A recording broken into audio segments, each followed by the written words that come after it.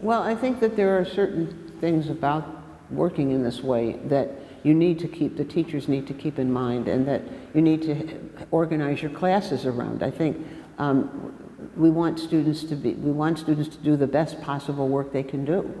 And so you have very high expectations. Students will get work back, there's a culture of revision in a lot of these schools, that kids learn. You don't just write an essay and hand it in and then it's graded and that's it.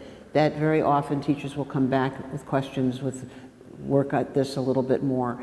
So students have that for themselves. They see, oh, the teacher really expects me to do my best on this or to do more work on this.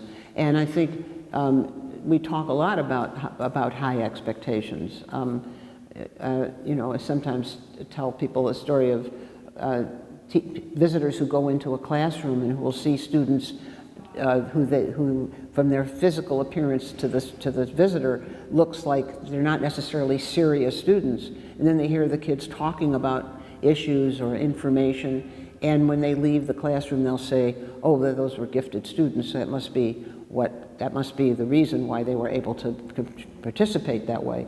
And it's not that they're gifted students, it's that what the teacher is expecting of the conversation and what the questions are really at a very high level, and students are learning from one another as well as from the material that they're bringing into the classroom. So there is a very high degree of expectation on the part of the staff, and on the part, I've had students say, I just want to be in that class, I want to be smart like those kids, you know, new kids who come. They'll say, oh, I want to be smart just like those kids. And it really means that they're hearing things from other students that they think are the way they want to aspire to. I think one of the things about these classrooms is they tend to be diverse in terms of kids coming with very different ideas, kids coming from their whatever background they're from, but they have, in listening to one another, they discover that they might know some things about something that somebody else doesn't know. The teachers are trying to figure out what are the good questions to ask students that really gets kids to talk to one another.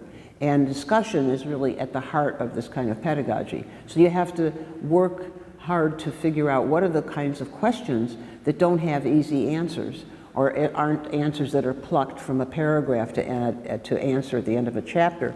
What are the really interesting questions that have ambiguity or that have multiple perspectives brought to bear, so that kids are really learning a lot from one another and listening to each other. And we have lots of student interviews where students who've graduated and gone on in their life over the years come back and say, that was one of the most important things, being able to understand why I changed my mind about something, or knowing that maybe I didn't know the full story, or being able to have confidence in the way you felt about something because you heard somebody, you argued with somebody, you had an opportunity to really think through your ideas.